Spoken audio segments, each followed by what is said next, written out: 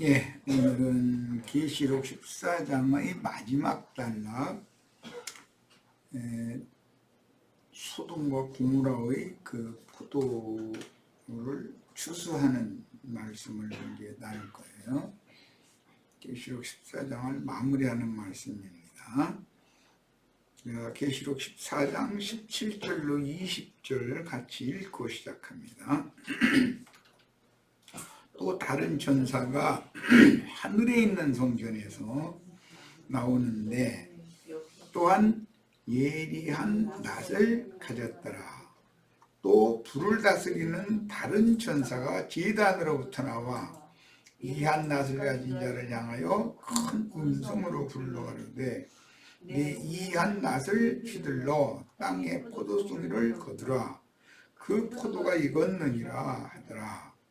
천사가 낫을 땅에 휘둘러 땅에 포도를 거두어 하나님의 진노의 큰 포도주 틀에 던짐에 성 밖에서 그 틀이 밟히니 틀에서 피가 나서 말 굴레까지 닿았고 2600 스타디온에 퍼졌더라 그랬어요. 좀 굉장히 난해한 용어들로 문장을 구성한 내용이죠. 이미 여러 번 앞에서 증거했었던 것처럼 하늘에 있는 하나님의 장막 성전이 열린다는 것은 하나님의 특별한 계시가 있어야 된다. 하늘에 이른 자들의 즉 장자들의 교회, 정결한 처녀들의 모임인 주님의 몸된 교회에 관한 이상은 이것은 계시를 받는 자가 아니면 해석하기 어렵습니다. 그 다음에 여기 이제 예리한이라는 말은 날카롭다 그런 뜻이죠. 샤프하다고 그러죠. 그 영문으로는. 이제 낫을 가졌다 그랬는데 이 낫이라는 것은 곡식 추수 때에도 잠깐 말씀을 드렸던 것처럼 힘센 천사로부터 받아 먹은 열린 작은 척의 말씀을 맡은 증인들을 상징적으로 표현하는 말이에요. 그 다음에 또 불을 다스리는 이제 다른 천사 얘기가 나왔어요. 이것은 곡식을 추수하는 천사도 있었는데 불 다스리는 천사, 이 불 다스리는 천사라는 것은 심판의 영, 심판의 사자라는 뜻이에요. 그 천사가 제단으로부터 나왔다. 하늘 성전의 제단으로부터 나왔다는 것은 계시록 6장 9절로 11절에 하나님 말씀과 저희 가진 증거를 인하여 못배임을 받은 자들이 제단 아래에서 우리 피를 신원해 달라고 호소하는 내용이 나왔고 그 호소를 주님이 들으시고 잠시 더 기다리라. 너희 동무종들도 너희처럼 죽임을 당해서 그 수가 차기까지 기다리라 그러셨는데 이제 여기 14장 여기 와서는 수가 찼다는 뜻이죠. 이제 제단으로부터 나와서 이 한 낫을 가진 자, 이건 심판의 사자이고 불다스리는 천사예요. 그 심판의 영, 심판의 사자가 함께 하는 어떤 이제 사람들이죠. 이것은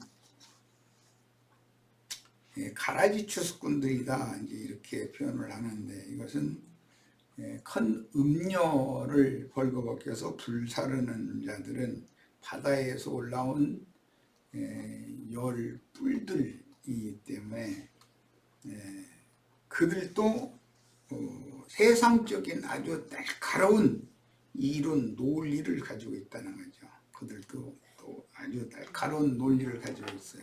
그럼 이제 오늘날 이제 마침 우리나라 이제 대통령 선거 기간이 되어가지고 각 방송이나 신문사나 이런 데 보면 논설위원 또는 뭐 그 패널들을 이렇게 초대해가지고 말 시켜보면 말들을 아주 자기 그 당의 입장을 이렇게 대변을 하는 자기 그 세상적인 어떤 선호하는 어떤 이념 이런 것을 이렇게 표출해서 말하는 거 보면 그 참 예리한 낯을 가졌죠. 말쟁이들 말 참 잘하지요. 이 사람 말 들으면 이 사람 말이 맞고 저 사람 말 들으면 저 사람 말이 맞고 다 맞죠. 국민들은 이제 그거다가 이제 듣고 판단을 해야 되는 거죠. 그러니까 곡식을 거두는 예리한 낯은 하나님의 진리의 말씀을 날카롭게 분석하고 쪼개고 해서 증거하고 선포하는 그런 증인들이라면 사탄의 사자들 가라지 추수꾼들도 아주 그들 나름으로의 예리한 낯이 있다는 거죠. 가라지 추수꾼들도 어떤 세상 교계의 굉장히 유능한 신학자들 이런 사람들이 아주 말을 하는 거 보면 그 신학 박사들 나와서 말하는 거 보면 사람들이 그냥 다 속을 수밖에 없도록 그렇게 그럴싸한 말을 잘하잖아요. 그런데 이제 작은 책의 열린 책의 말씀을 다 받아먹고 소화한 주님이 파송한 증인들이 들어보면은 그 허점이 중간중간에 있죠. 그런 것을 또 냉철하게 우리는 이제 지적할 줄 알아야죠. 곡식 추수를 하는 것과 같이 그 불다스리는 천사가 가진 예리한 낫을 휘둘러 가지고 내 이한 낫을 휘둘러 휘두르다라는 건 보낸다는 뜻이라는 거 이 말씀드렸어요. 땅에 포도송이를 거두라 그랬는데 이거는 이제 포도나무 가지 그 가지에 포도송이가 맺기 때문에 그런 용어예요. 그 포도가 익었느니라.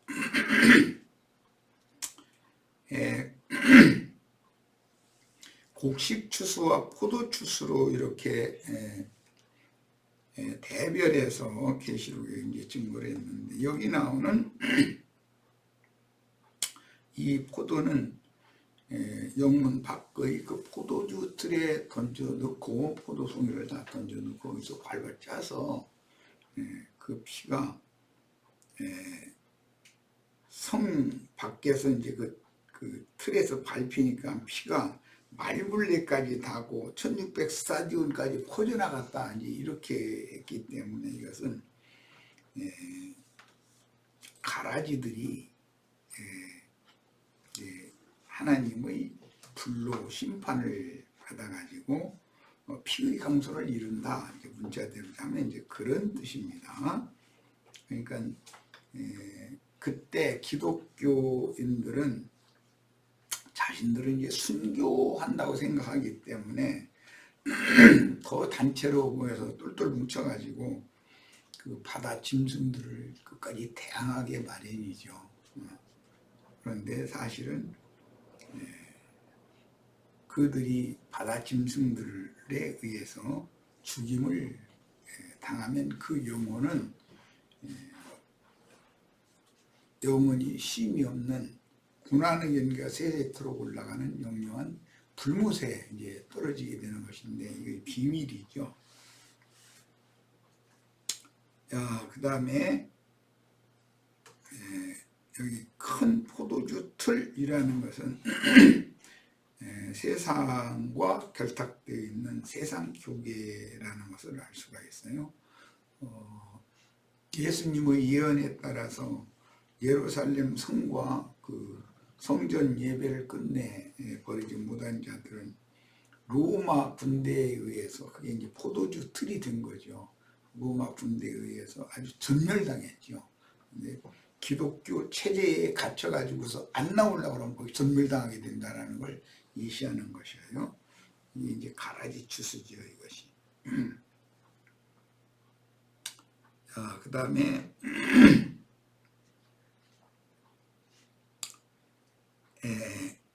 그 소돔과 고모라의 포도로 상징되는 뱀의 독이 가득 들어있는 그 포도송이를 포도주 틀에 이제 다 던져 넣고 밟아서 이제 즙을 이렇게 내는 이런 비유적인 표현을 했는데, 그때 원수, 악한, 그들이 보면 원수지만 하나님이 보면 그 큰 음료를 벌거벗겨서 완전히 심판하기 위하여 쓰시는 당시의 바다 짐승들이죠. 그들의 발로 이제 다 밟혀가지고 포도주 트레서라는 건 기독교 종교 체제에 갇혀가지고 거기에서 이제 막 피가 난다는 건 다 죽임당한다 이 말이에요. 몰살당한다 이 말이에요.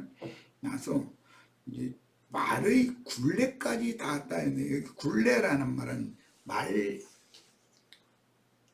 어고 제어하기 위하여 그 재갈을 이렇게 물리죠. 해가지고 양쪽에 이제 끈을 해가지고 말 탄 사람이 오른쪽이나 왼쪽으로 이렇게 잡아다니고 이렇게 해서 이제 제어를 하죠. 그런 것 보고 이제 굴레라고 그래요. 그런데 이 말은 복수 형태이고, 이것은 출애굽기 15장에서 이게 인용이 되고 계시록 9장에서 재인용을 했고 있는데, 계시록 9장 할 때 이미 내가 충분히 말씀을 드렸지만 다시 이것을 상기하기 위해서 출애굽기 15장을 다 같이 펴서 그 말씀을 좀 살펴보도록 하겠습니다. 출애굽기 15장에 보면 홍해바다를 건너는 내용이 나오죠. 모세의 내용인데, 이제 14장 지나면 바로 15장 가면 불 섞인 유리바다 위에서 구원을 찬양하는 무리가 나오는데, 15장에 가서 뭐 더 자세히 살펴볼 수가 있을 기회가 있지만 오늘 우선 읽어보죠. 15장 4절, 그는 여호와를 말해요. 바로의 병거와, 이 병거는 특별 병거 600승이라고 그랬죠. 그의 군대를 바다에 던지시니 최고 지휘관들이 홍해에 잠겼고 깊은 물이 그들을 덮으니 그들이 돌처럼 깊음 속에 가라앉았도다 했어요. 이게 이제 미리암의 그 속옷춤 노래에 또 나오죠. 그 말씀 봐라. 그 저기 14절 보겠습니다.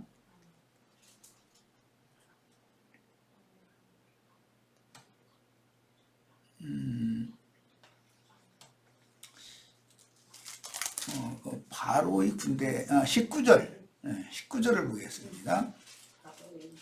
바로의 말과, 이게 바로의 준마라는 건 굉장히 유명하죠. 바로의 말과 병거와 마병이 함께 바다에 들어가매 여호와께서 바닷물을 그들 위에 되돌려 흐르게 하셨으나 이스라엘 자손은 바다 가운데서 마른 땅으로 지나간지라, 이렇게 돼 있어요. 그러니까 여기 이제 바로의 그 말, 또 바로의 그 특별병거, 그다음에 바로 군대의 그 마병대 이야기가 이제 계시록 9장에 이 말씀을 인용한 말이잖아요. 계시록 9장 이미 지나갔는데 계시록 9장을 또 이제 연계해서 이해를 돕기 위해서 읽어보도록 하겠습니다. 17절부터 19절. 이 같은 환상 가운데 그 말들과 그 말들은 무저갱의 사자에게 지휘를 받는 아바돈 아볼루온이라고 하는 무저갱의 사자가 거느린 말들이에요. 이것은 출애굽기를 연계를 잘 하시기를 바래요. 그 말들과 그 위에 탄 자들을, 이건 이제 마병대들이죠. 을 보니 불빛과 자줏빛과 유황빛 꽃신경이 있고 또 말들의 머리는 사자머리 같고 그 입에서는 불과 연기와 유황이 나오더라 그랬는데, 이 말들의 머리는 꼬리에서 나왔다고 돼 있죠. 앞에서 보면. 예. 이 세 재앙 곧 자기들의 입에서 나오는 불과 연기와 유황으로 말미암아 사람 3분의 1이 죽임을 당하니라. 이 말들의 힘은 입과 꼬리에 있으니 꼬리는 뱀 같고 그 꼬리에 머리가 있어 이것으로 해하더라. 이렇게 돼 있죠. 자, 그러니까 이 출애굽을 할 때 바로의 바로의 말과 특별정거 600성과 바로 군대의 마병대가 홍해바다에 이렇게 수장되는 이야기, 이걸 염두에 두고 계시록 9장 이 말씀을 이제 거기서 인용을 한 거니까 계시록에서 말하고자 하는 의도를 이렇게 영적으로 영감을 따라 해석을 잘 하실 수 있기를 바라요. 말이라는 것은 육체라고 되어 있죠. 네, 이사야 선지자가 말은 육체요, 애국은 세상 사람들이다 이렇게 되어 있죠. 그러니까 지금 말하고자 하는 것은 모두 하나님의 신이 함께할 수 없는 육에 속한 자들의 세계가 육끼리 부딪힌 거죠. 육에 속한 기독교인들과 육적인 세상 정치 권세자들이 이제 부딪힌 거죠. 그것을 이제 염두에 두시면 되겠어요.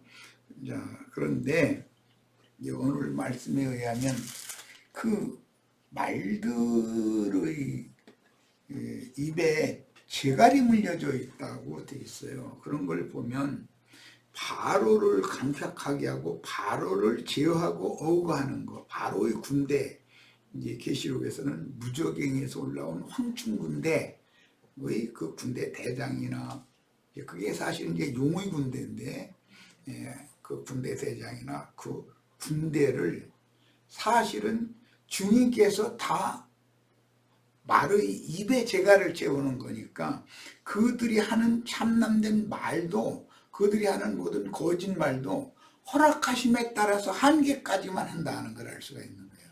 제어를 하는 거예요. 하나님이 거짓말하는 그 영을 보내실 필요가 있는데 허락을 해서 보내시는 거죠. 사단의 사자들이라 해서 저희 멋대로 뭐 아무 때나 이렇게 나타나가지고 막 활동할 수 있는 것이 아니죠. 하나님이 다 필요대로 그들을 쓰시는다라는 것을 알 수가 있어요. 말의 굴레라는 말 통해서, 굴레는 입에 재갈을 물려가지고 그 말 자체를 육에 있는 자들을 하나님이 다, 그들 육신에 속한 자들도 하나님께서 그들에게 어떤 영을 부어준, 말이 영이니까 영을 부어주는 어떤 신들을 보내가지고 다 그렇게 조율하고 조종하고 어우한다 이런 말이에요. 오늘날 뭐 우리나라 이제 대통령 선거철이라 잘 아실 거예요. 어떤 출마한 사람들이 변을 들어보면은 야, 참 말 잘한다 그러는데 그들의 말을 뭔가 지나친 말을 하면은 사회에서 지탄을 받기 때문에, 그런데 어떻게든 이제 자극적인 말, 좀 지나친 말을 좀 하고자 하죠. 그래야 그의 말이 국민들에게 각인이 되니까. 그런 걸 보면서 야, 참 성경에서 하나님은 이런 걸 다 알고 계시는데 왜 하나님이 그들 속에 그런 말하는 영을 넣어줬기 때문에 그들이 그런 말을 하는 거죠. 그걸 우리는 잘 이해를 하셔야 되겠어요. 자, 이제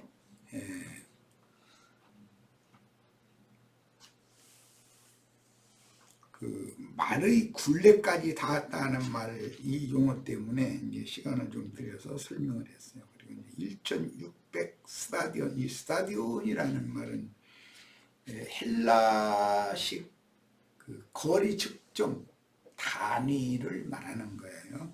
그런데 꼭 1600 스타디온일까? 이것도 1600이라는 숫자도 그런 영적인 의미가 있겠죠. 모두 성경 이런 숫자 하나하나에도 게마트리아라고 하는 히브리어나 헬라어의 어떤 특별한 의도를 감추는 그런 용어이니까. 그 다음에 말굴레에 이제 닿았다 그랬는데 어디에서 어디까지 미친다 혹은 이른다 그런 뜻이에요. 닿다는 말은 무저갱의 사자들인 황충귀신들 곧 지옥 사자들을 제어하는 제갈 굴레는 하나님께서 무저갱의 사자들까지도 그분의 우주적인 통치를 위해서 필요대로 쓰시되 적절하게 제어하면서 악한 자들을 심판하는 도구로 쓰신다는 것을 알 수가 있습니다. 그러니까 기독교계의 유명한 설교자들의 그 입에서 나오는 그런 말도 주님께서 그에게 그런 말을 해서 많은 사람들을 유혹해서 자기를 바라보고 자기를 따르도록 하도록 그런 것을 허용해 주셨기 때문에 그렇게 할 수 있는 거예요. 어느 나라의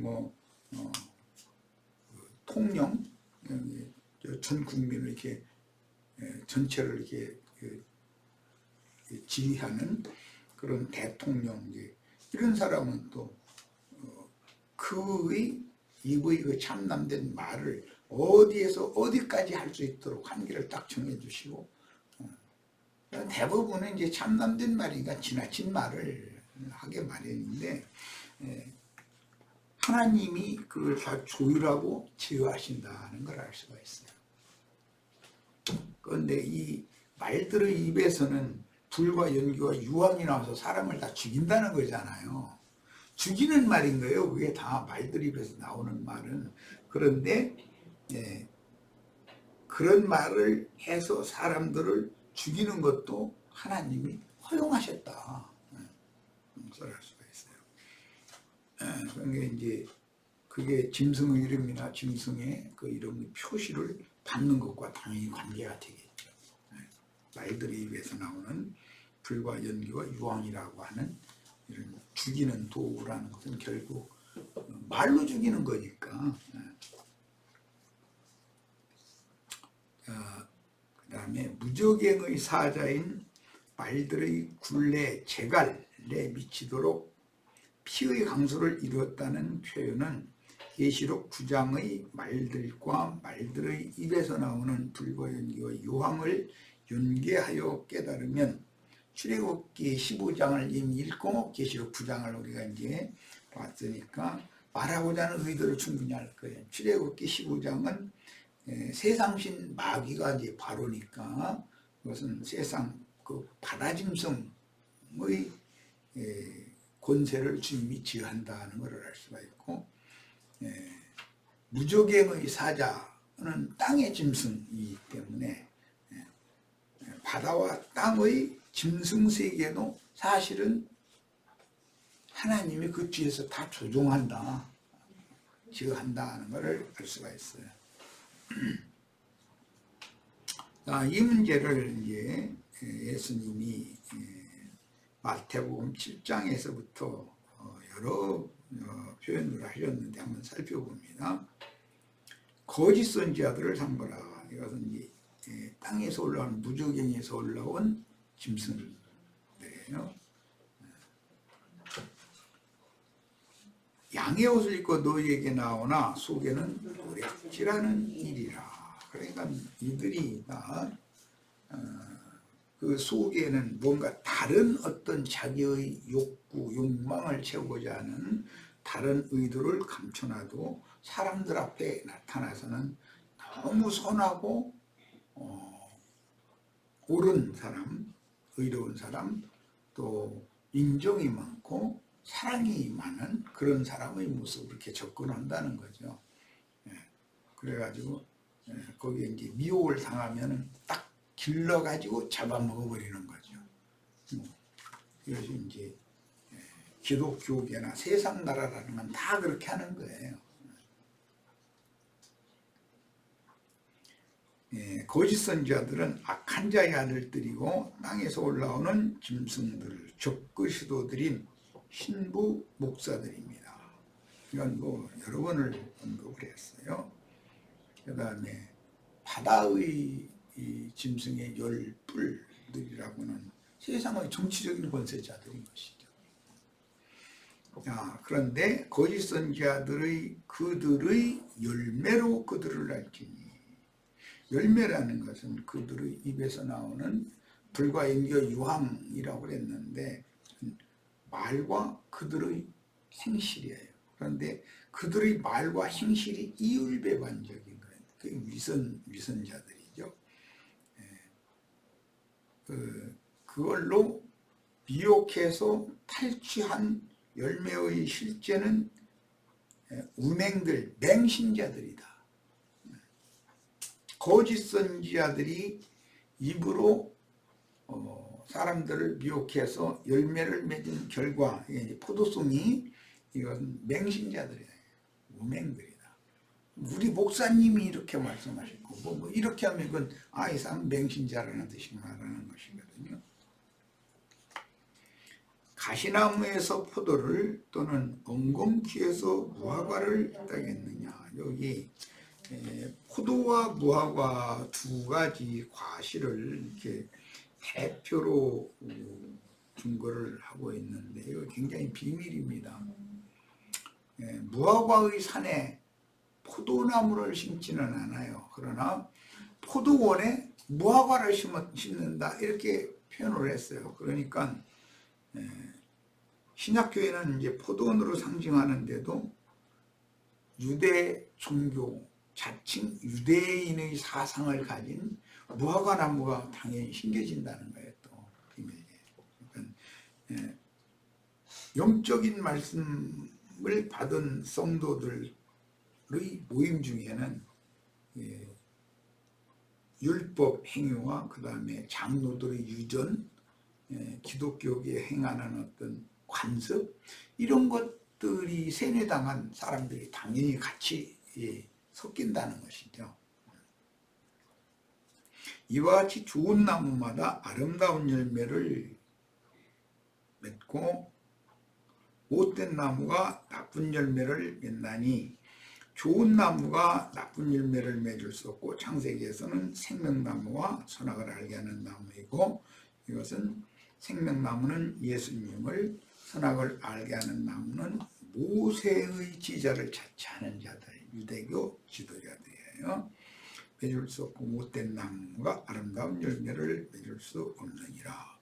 생명나무신 주님은 결과적으로 그분의 입의 말씀으로 지자들을 열매로 맺었죠. 그런데 마귀의 사자들인 유대교 지도자들은 오늘날의 세속교계 목회자들 그들을 통해서 세속교계 큰 음력 신자들을 음력교계의 신자들을 열매로 얻었죠. 이것을 이제 잘 이해하시면 됩니다.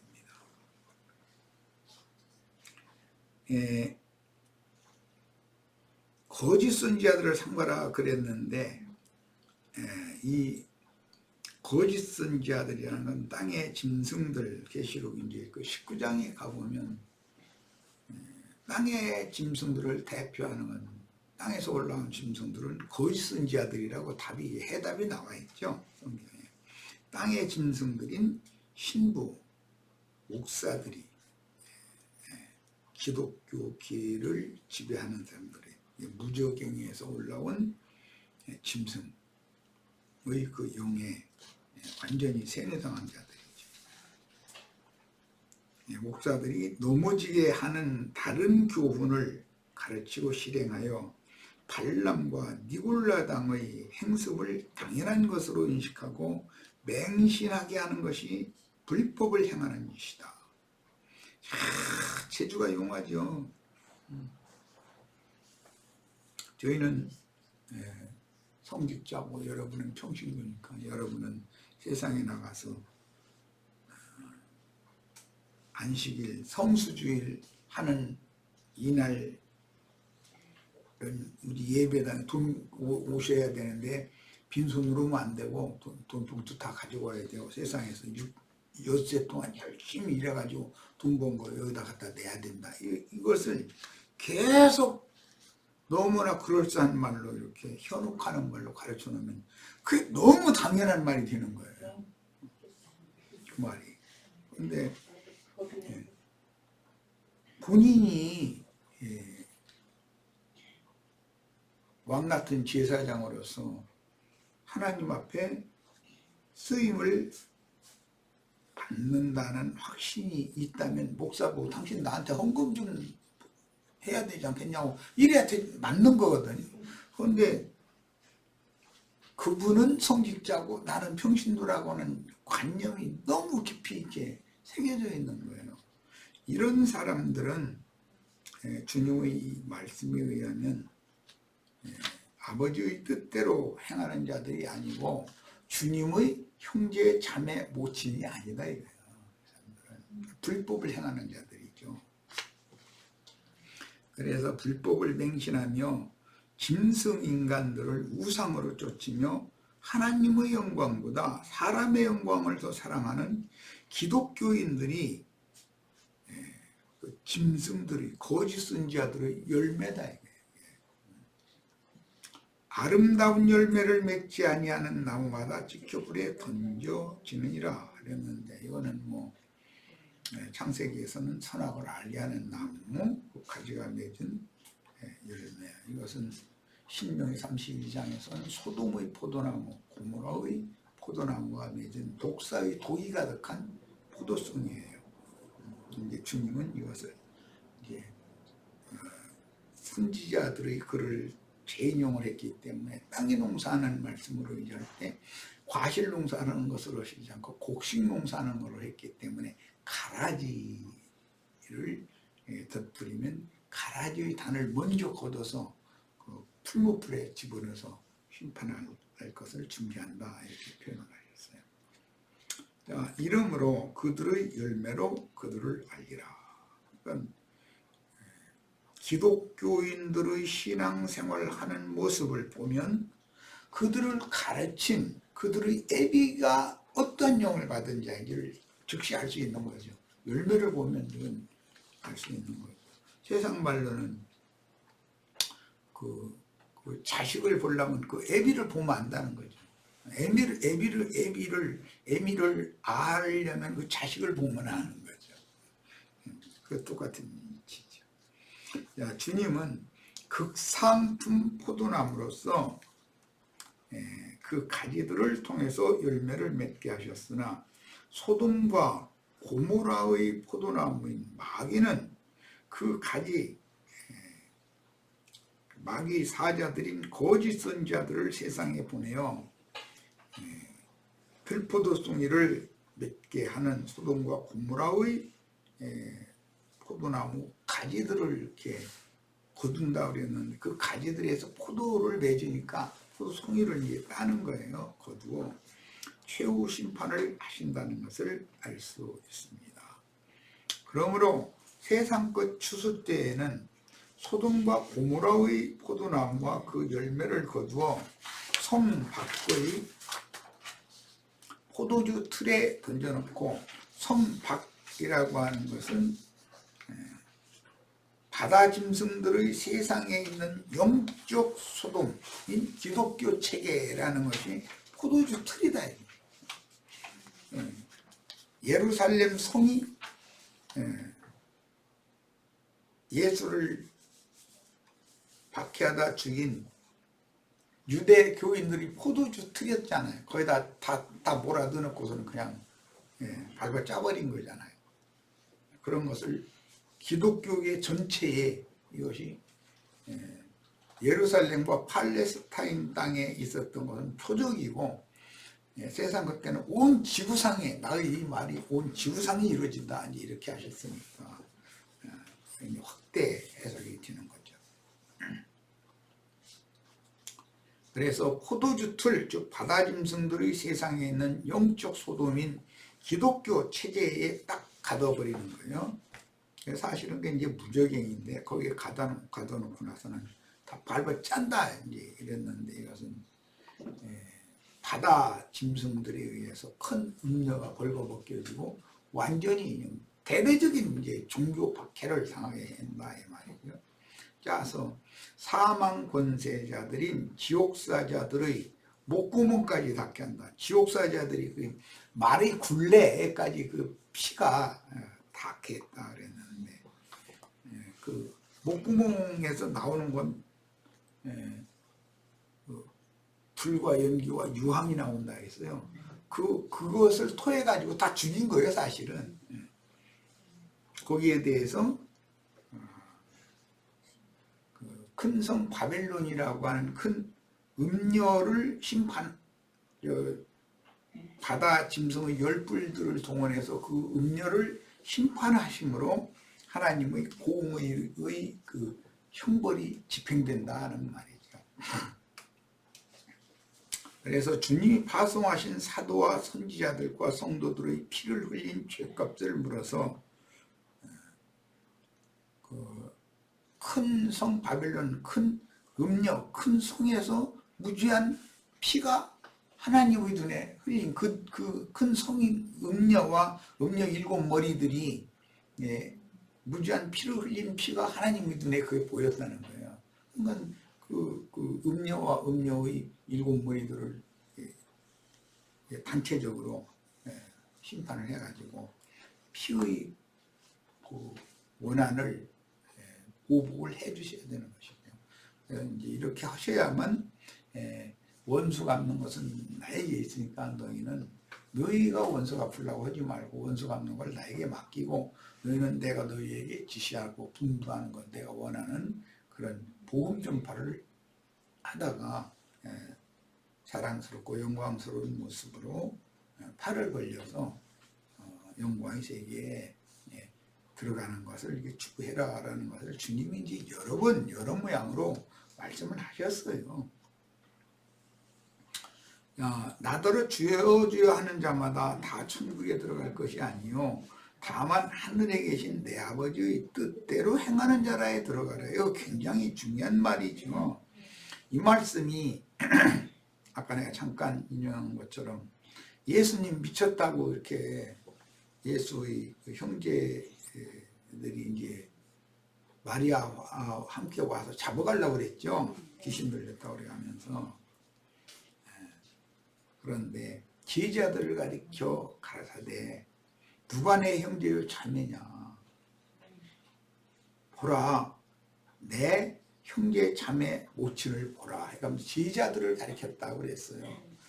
그래가면서 누구든지 내 아버지의 뜻대로 행하는 자라야 내 형제요 자매요 모친이니라 이렇게 하셨어요. 그러니까 내 아버지의 뜻대로 행하는 자라는 말은 얼마나 중요한 말인지를 알 수가 있어요.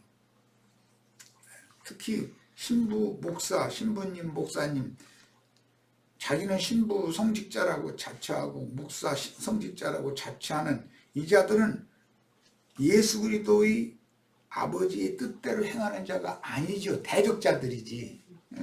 그리고 또 신부님, 목사님 이렇게 그 입에 늘 그걸 그냥 달고 사는 소위 말하는 기독교인들 전부 그게 아버지 뜻대로 행하는 자들이 아니에요. 이게 얼마나 중요한 말인지를 알아야 되겠어요. 하나님의 경륜에 대하여 무지함으로 하늘에 계신 예수의 아버지의 뜻을 알지도 못하면서 하늘 아버지의 뜻을 행하여 믿음으로 말미암는 하나님의 의를 이룰 수는 없습니다. 우리는 먼저 그의 왕국과 그의 의를 구하는 지혜로운 성도들이 되어서 하나님의 의를 이루는 교회 생활을 실행하다가 끝날을 맞아야 합니다. 주님의 아버지의 뜻대로 행하는 자가 하나님의 권속이지, 즉 주님의 형제요 자매요 모친이지, 하나님의 뜻과는 상관없이 성직자 평신도 제도를 하고, 성직자는 헌금 받아서 살이고 평신도는 엿새 동안 열심히 일해가지고 성수주의를 하기 위해서 봉투 가지고 갖다 목사한테 신부한테 갖다 바쳐야 되고 이렇게 가르치는 거 이게 전부 가라지들이다. 그런 것을 믿는 자들은 맹신자들이다 말이에요. 그날에 많은 사람이 나더러 주여 주여 참 그렇죠. 다 지금 많은 사람들이 이러죠. 발람의 교훈과 디올라당의 이 교훈에 때로 올려가는 자들이 얼마나 많아요 지금. 주여 주여 목소리는 또 여간 또 거룩하게 가면서 신듯한 목소리 기도 많이 해가지고 주여 주여 뭐 이상하게 그랬는데 그런 소리 목소리 내는 어떤 목사는 아니 평상시에 하던 나오는 목소리로 왜 이상한 목소리 내 갑자기 무안해하는 사람을 내가 본 적이 있었는데 아니 왜 사람이 그렇게 갑자기 밝은 목소리로 왜 내느라고 그래. 너무 웃기잖아요. 그렇게 보여야 돼. 우리가 주의 이름으로 선지자 노릇하며 주의 이름으로 귀신을 쫓아내며 주의 이름으로 많은 권능을 행치 아니하였나이까. 이런 자들이 아버지 뜻대로 행하지 않는 자들이죠. 천국에 들어갈 수 없는 자들이에요. 하리니 그때 내가 그들에게 밝히 말하되 내가 너희를 도무지 알지 못하니 불법을 행하는 자들아 내게서 떠나가라 하리라. 그러니까 주의 이름으로 선지자 노릇하고 자칭 선지자인 거예요. 주님의 계시를 받아서 말씀을 증거하는 게 아니고 주의 이름으로 귀신 쫓아내고 귀신아 물러가라 다살이 예수 그리스도 이름으로 막 안 선다고 막 머리 아프도록 막 미리 누르고 또 안 차란다고 이렇게 막 가슴 파고 이렇게 막 두들겨 패가지고 피나도록 두들겨 패고 뭐 귀신 쫓아낸다 별짓거리를 다 해요. 하여튼 그리고 막 주의 이름으로 많은 권능을 행하지 아니하였나이까. 나 아는 어떤 목사는 나중에 그 친구가 최씨였는데 최권능이라고 이름을 바꿨더라고. 최권능에서 무슨 소리 말했더니 지가 권능이 많은 권능을 행하는 그 능력을 받았다가 이름이 최권능이야. 별친 사람들 하여튼 참 오래 살다 보니까 별 사람 다 만났어요. 얘가. 그런데 그렇게 하는 짓들이 다 하나님이 보시기에는 공법을 행하는 게 아니라 불법을 행하는 자들이라는 거예요. 하나님의 의도와 하나님의 뜻과는 전혀 맞지 않는 짓을 하는 거죠. 이게 다 성도를 넘어지게 하는 신학 교리들에 따라서 발람과 니골라당의 교훈을 행하되 신부, 목사라는 호칭으로 사제직분을 행하는 자들과 그들의 다른 교훈을 맹신하여 짐승의 몸을 세운 우상숭배자들은 불법을 행하는 자들이고 아버지의 뜻을 거스르는 자들이에요. 그러니까 그들은 천국에 절대 들어갈 수 없어요. 이걸 정말 귀담아서 좀 들었으면 좋겠어요. 성당이나 예배당에 쌍심 지키고 열성을 낸다 해가지고서 죽으면 천당 간다고 더러는 또 죽지도 않고 뭐 뿅 공중 구름 속 휴거된다고 뭐 이런 소리 했었는데 이거는 그럼 말도 같지 않은 소리 하는 거예요.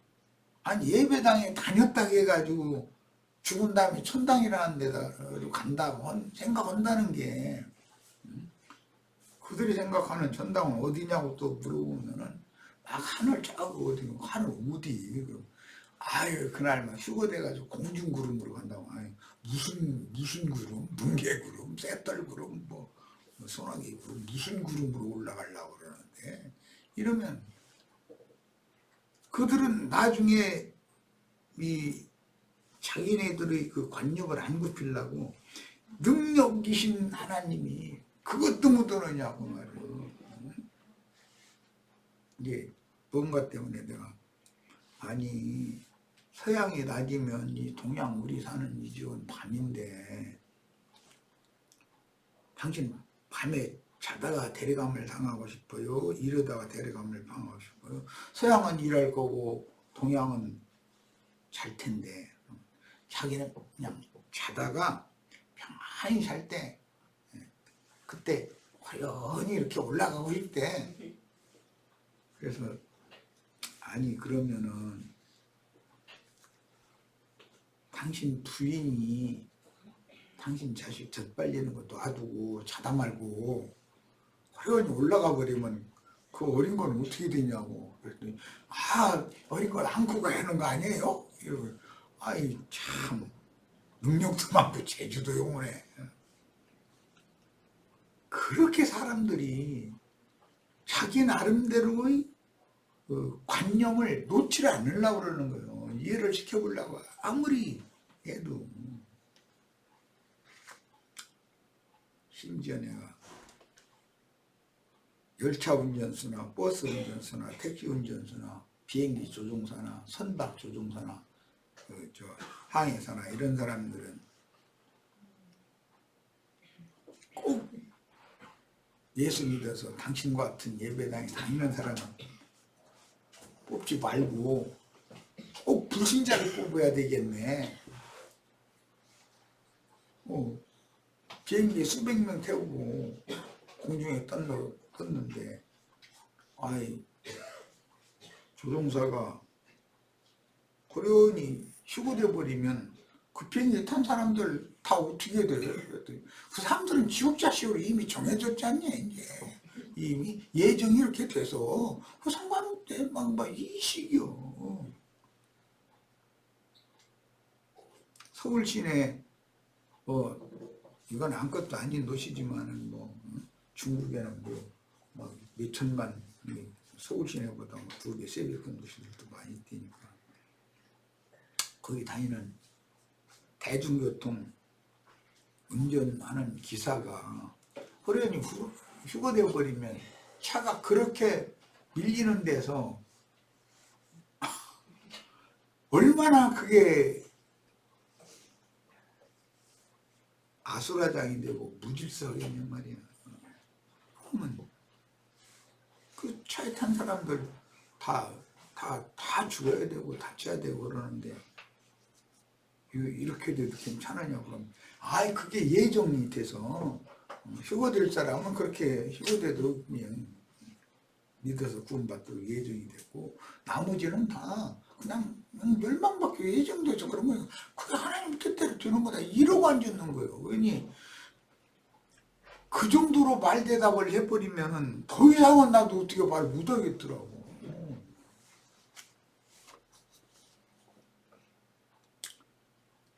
아버지의 뜻대로 행한 예수님과 사도들과 증인들을 동력하여 그리스도의 몸을 세운 성도들의 의로운 행위라는 것이 무엇인지 이걸 정확하게 분별하여 하나님의 선하고 기쁘신 뜻을 행하고 합당한 상을 받아야 하겠습니다.